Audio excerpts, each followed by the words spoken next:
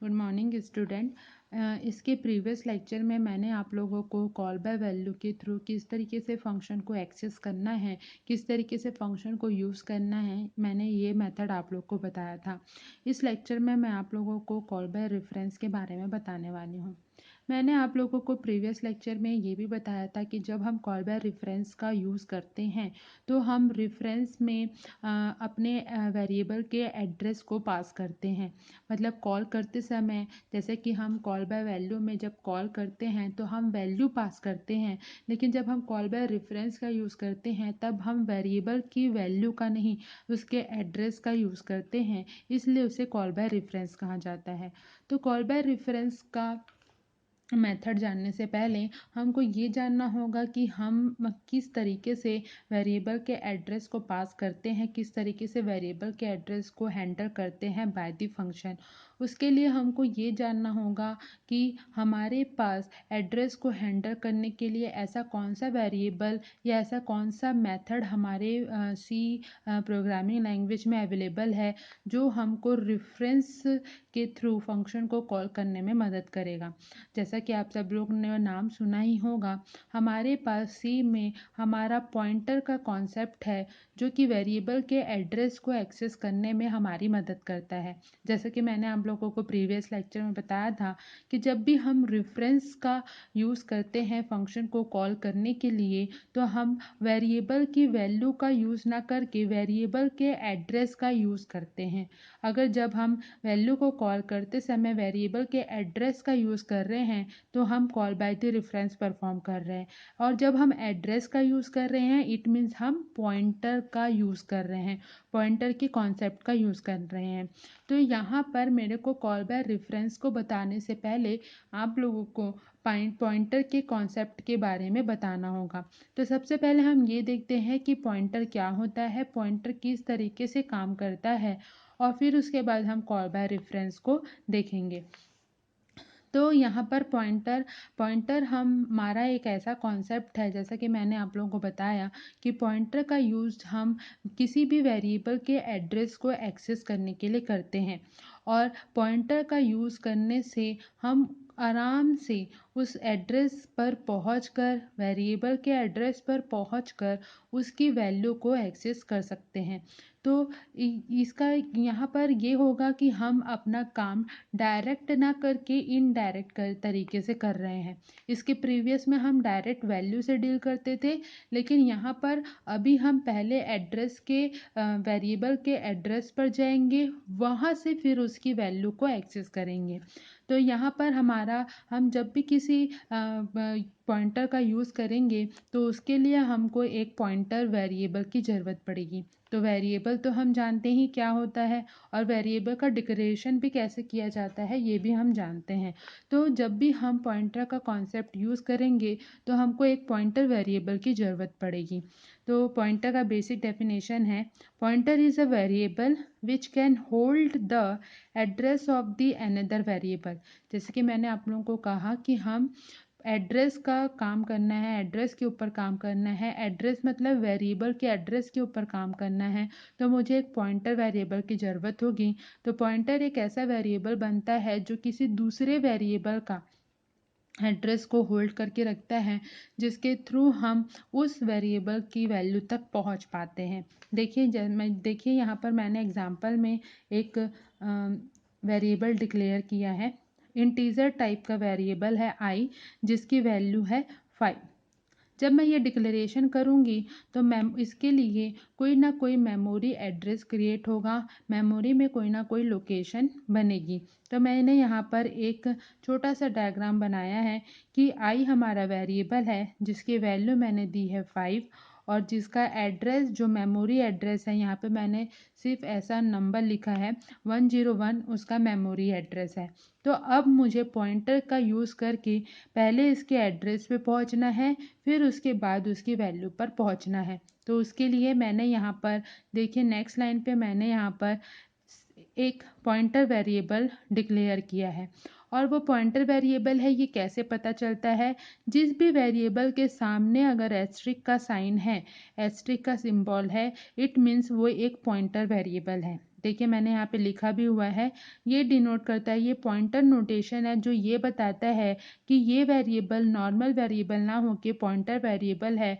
और pointer variable क्या करता है, किसी भी वेरिएबल के एड्रेस को एक्सेस करने में और उसको होल्ड करने में, एक्सेस करने में हमारी मदद करता है।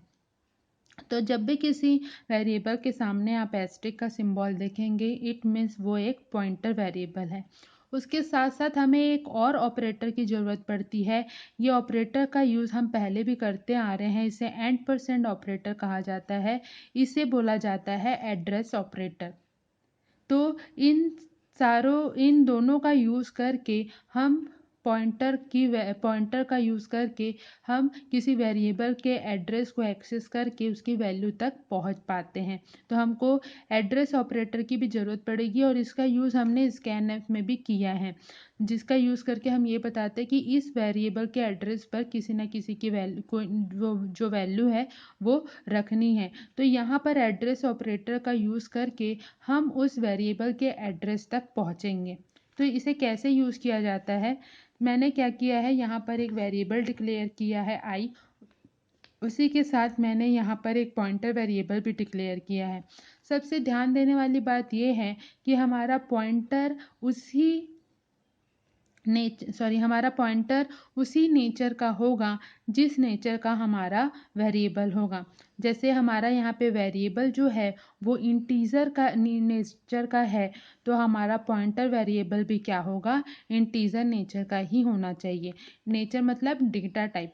अगर मेरा आई जो है उसका डेटा टाइप यहाँ पे इंटीजर है, तो मेरे पॉइंटर वेरिएबल p का भी डेटा टाइप यहाँ पे इंटीजर ही होगा, मतलब दोनों सेम डेटा टाइप के होना चाहिए।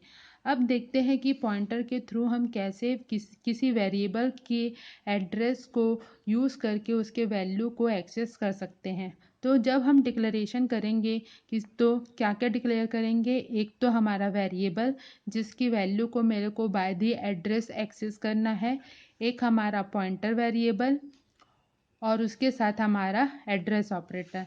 तो जब भी हम कोई भी पॉइंटर का यूज़ करेंगे, पॉइंटर प्रोग्राम बनाएंगे, तो ये डिक्लेरेशन हमको मस्ट है। देखिए मैं यहाँ पर एक और डिक्लेरेशन करती हूँ, integer a is equals to 5, integer asterisk of p। अब इसके बाद जैसे ही a डिक्लेयर हुआ है तो a का एक मेमोरी लोकेशन बना होगा और उसका कोई ना कोई मेमोरी एड्रेस क्रिएट हुआ होगा। अब इसके बाद पॉइंटर कैसे काम करेगा, पॉइंटर को बताना पड़ेगा कि मेमोरी का एड्रेस कहाँ पर है।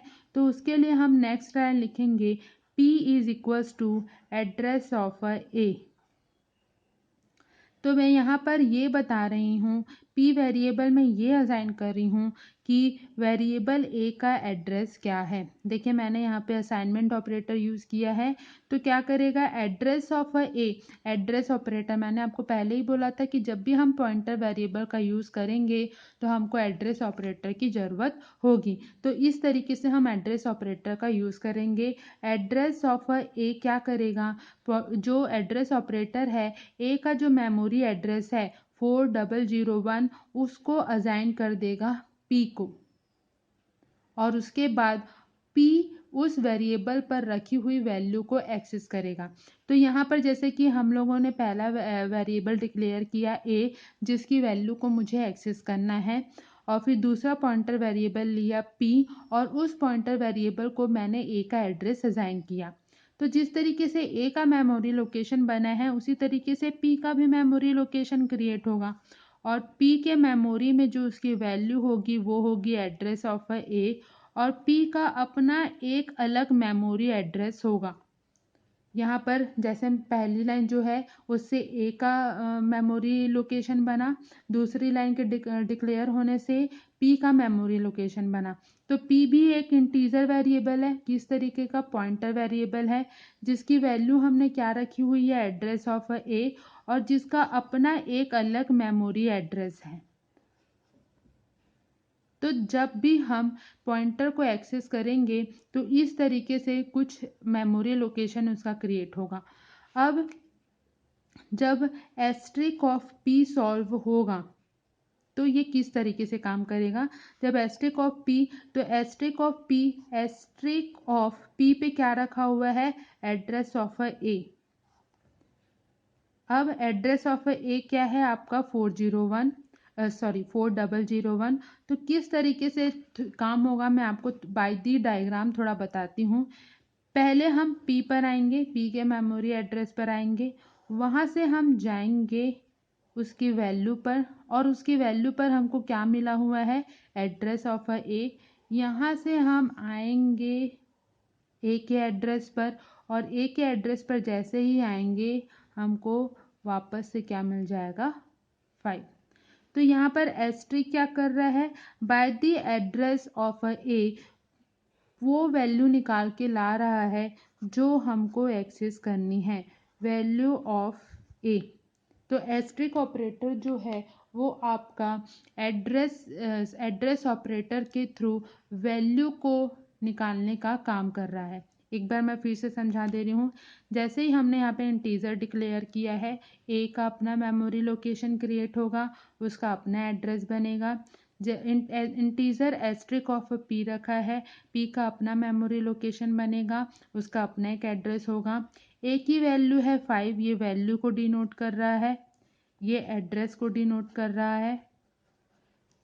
और पी को मैंने असाइन किया हुआ है एड्रेस ऑफ ए, तो ये पी का वैल्यू है और ये पी का एड्रेस है। तो पहले हम कहाँ, एस्ट्रिक ऑफ पी जब एक्सेस होगा, मतलब जब हमारा कंपाइलर एस्ट्रिक ऑफ पी को एक्सेस करेगा तो वो कुछ इसी तरीके से करेगा। पी पे क्या असाइन करके रखा हमने, एड्रेस ऑफ ए। तो पहले एड्रेस ऑफ ए में जाना है, तो अभी हम पी पे हैं, तो पी के एड्रेस से हम पहले कहाँ जाएंगे, उसकी वैल्यू पर। उसकी वैल्यू पे क्या रखा हुआ है, एड्रेस ऑफ ए। तो एड्रेस ऑफ ए से हम कहाँ पर आएंगे, ए के एड्रेस पर।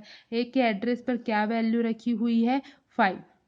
तो इसका क्या मतलब हुआ, हम अपनी ए की वैल्यू को डायरेक्ट एक्सेस ना करके इनडायरेक्ट तरीके से एक्सेस कर रहे हैं, बाय द रेफरेंस कर रहे हैं। तो इसे ही कहा जाता है कॉल बाय द रेफरेंस। जब हम वैल्यू को, हम इसको पहले डायरेक्ट एक्सेस कर चुके हैं, लेकिन यहाँ पर देखिए हम जब वैल्यू को एक्सेस कर रहे हैं बाय द पॉइंटर, तो हम पहले ए के एड्रेस पे जाते हैं, फिर ए के एड्रेस पर जो वैल्यू रखी हुई है उसको हमारा एस्ट्रिक ऑपरेटर जो है निकाल के लाता है। तो यहाँ पर हमको जब भी हम पॉइंटर वेरिएबल का यूज़ कर रहे हैं तो हमको ये लाइन देना बहुत ज़रूरी है। मतलब पी जो है, पी को ये बताना ज़रूरी है कि उसे किस वेरिएबल के एड्रेस को पर जाकर वैल्यू को एक्सेस करना है, तभी वह उसको सॉल्व कर पाएगा। तो जब भी एस्ट्रिक ऑफ पी होगा तो एस्ट्रिक ऑफ पी में उस वेरिएबल का एड्रेस रहेगा जिसको हमको एक्सेस करना है। तो ए के एड्रेस पर क्या वैल्यू रखी हुई है, 5। तो हमारा एस्ट्रिक ऑफ पी हमको क्या ला के देगा, 5। ये प्रोग्राम, ये चीज़ हम नॉर्मल भी कर सकते हैं, लेकिन यहाँ पर हमको इसको बाय द पॉइंटर करना है। तो पॉइंटर जो है कुछ इसी तरीके से काम करता है, वह डायरेक्ट वैल्यू पे ना जाकर पहले वेरिएबल के एड्रेस पे जाता है और उसके बाद फिर उसकी वैल्यू को एक्सेस करता है। यहाँ आपको डायग्राम से समझ में आ रहा होगा। हमारे पास, क्योंकि मैंने ए को जो है, ए को असाइन, ए की एड्रेस को असाइन किया हुआ है पी वेरिएबल को, तो पी का भी अपना कोई ना कोई वेरिएबल मेमोरी एड्रेस होगा। तो हम जैसे पी पर हैं तो पी पे क्या रखा हुआ है, address of A. Address of A को लेकर वो वापस एड्रेस ऑफ ए से उसको क्या मेमोरी लोकेशन मिलेगी, 4001। वहाँ पर आएगा, वहाँ पर आने के बाद वो क्या करेगा, उस वैल्यू को एक्सेस करेगा। तो हमारा यहाँ पे काम ये है कि वेरिएबल के एड्रेस पर जाकर उसकी वैल्यू को एक्सेस करना, यही काम हमारा पॉइंटर करता है। तो पॉइंटर का यूज़ करके ही हम कॉल बाय रेफरेंस मेथड को हम एक्सेस कर सकते हैं। तो जब भी हम पॉइंटर का यूज़ करेंगे, पॉइंटर कॉन्सेप्ट का यूज़ करेंगे, तो हमको ये लाइन ऑफ डिक्लेरेशन अपने प्रोग्राम में करनी होगी। एक तो वो वेरिएबल जिसकी वैल्यू को मुझे बाय द पॉइंटर एक्सेस करना है, एक पॉइंटर वेरिएबल, और पॉइंटर वेरिएबल को असाइन करना होगा उस वेरिएबल का मेमोरी एड्रेस। ये लाइन हमको ध्यान रखनी होगी और इसमें सबसे मोस्ट लाइन है ये, क्योंकि यही लाइन बताएगी कि P पर कौन से वेरिएबल का एड्रेस स्टोर है। जैसे मैंने यहाँ पर A का किया क्योंकि मुझे A की वैल्यू एक्सेस करनी थी। और उसके बाद जब एस्ट्रिक ऑफ P सॉल्व होगा तो एस्ट्रिक ऑफ P सॉल्व होगा तो हमको क्या मिलेगा, value of A। Asterisk operator जो है वो उसके एड्रेस पे जाकर उसकी वैल्यू को एक्सेस करेगा। तो हमारे पास हम जहाँ पर भी हम एस्ट्रिक देख रहे हैं अपने प्रोग्राम में, हम अगर एस्ट्रिक देखते, इट मीन्स वो पॉइंटर वेरिएबल है, पॉइंटर का कॉन्सेप्ट वहाँ पर यूज़ किया गया है। और जब भी कोई पॉइंटर का कॉन्सेप्ट यूज़ किया जाता है तो वो कुछ ऐसे ही काम करता है बाय द डायग्राम जो मैंने आप लोग को बताया है। Okay, thank you student. अभी मैंने आप लोगों को सिर्फ पॉइंटर किस तरीके से काम करता है ये बताया है। इसके ऊपर हम कुछ बेसिक्स प्रोग्राम करेंगे, एक दो प्रोग्राम हम करेंगे, उसके बाद हम कॉल बाय रेफरेंस के ऊपर प्रोग्राम करेंगे। आप लोग इसका स्क्रीनशॉट ले लीजिए। Okay, thank you student.